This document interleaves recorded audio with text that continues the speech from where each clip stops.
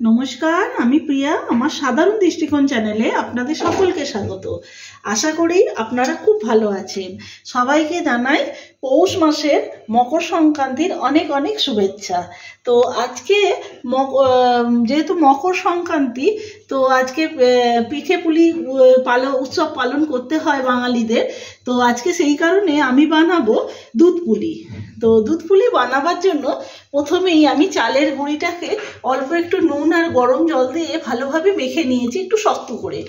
তারপরে নারকেলটাকে কুড়িয়ে নিয়েছি, আর নিয়েছি কটা এলাচ, একটু আমুল দুধ, আর একটু নলেন গুড়, আর হচ্ছে দুধ।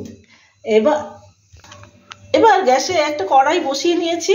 এবার নারকেলের যে কুড়োটা আছে ওইটা আমি কড়াইয়ের মধ্যে দিয়ে দেব।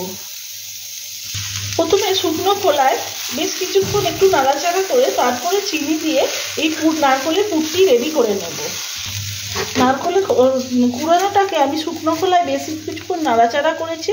এবার এর মধ্যে দিয়ে দেব চিনি,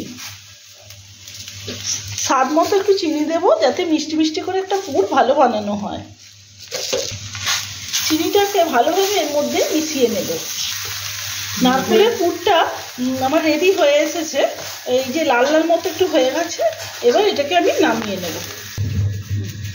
নারকেলের পুরটা আমার রেডি হয়ে গেছে, আমি এটাকে নামিয়ে নিয়েছি। পুরির যে মাখাটা আমি মেখে রেখেছি, এবার এইখান থেকে এরকম ছোট ছোট করে লেচি করে নেব। এইভাবে একটা বাটির মতো শেপ দেব।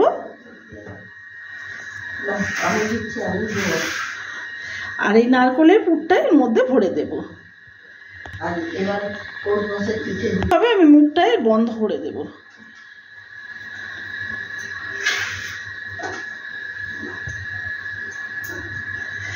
এইভাবে আমি পিঠেগুলো বানিয়ে নেব। এবার এই যে পিঠেগুলো সব আমি রেডি করে নিয়েছি।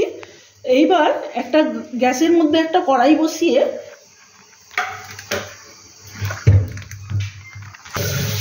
দুধটা এবার ঢেলে দেব। দুধটাকে আমি খুব ভালোভাবে ফুটিয়ে জাল দেব। একটু হালকা গরম হয়েছে, সেই হালকা গরম দুধ আমি একটা বাটির মধ্যে একটু তুলে নেব। এই হালকা গরম যে দুধটার মধ্যে আমি এর মধ্যে একটু মিল্ক পাউডার দিয়ে দিচ্ছি। পাউডার দিয়ে খুব ভালোভাবে এটাকে গুলিয়ে নেব।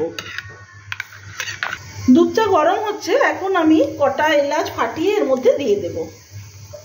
আবারও ভালোভাবে এটাকে জাল করব। দুধটা গরম হচ্ছে, আমি এর মধ্যে এবার যে পিঠেগুলো বানিয়ে রেখেছি ওগুলো দিয়ে দেব।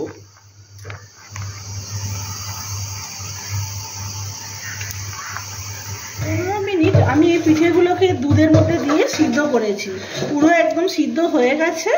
এবার আমি এর মধ্যে এই যে গুঁড়ো দুধটা গুলে রেখেছিলাম এইটাকে আমি এর মধ্যে দিয়ে দেবো। দিয়ে আবারও ভালো করে এটাকে নাড়াচাড়া করিয়ে নেব। এই নাড়াচাড়া করিয়ে নিয়েছি। এবার আমি এই নলেন গুড়টা এর মধ্যে দিয়ে দেব।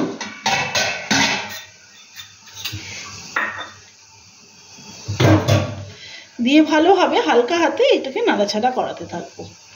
এই যে দুধ পুলি আমার রেডি হয়ে গেছে। তো মকর সংক্রান্তিতে এই পিঠে পুলি উৎসবে আমি আজকে দুধ পুলিটা বানালাম। তো দুধ পুলিটা বানিয়ে আপনাদের কেমন লাগলো আমাকে কমেন্টে জানাবেন। আর যদি ভিডিওটা আপনাদের ভালো লাগে তাহলে একটা লাইক করবেন, চ্যানেলটাকে সাবস্ক্রাইব করে আমার পাশে থাকবেন। নমস্কার।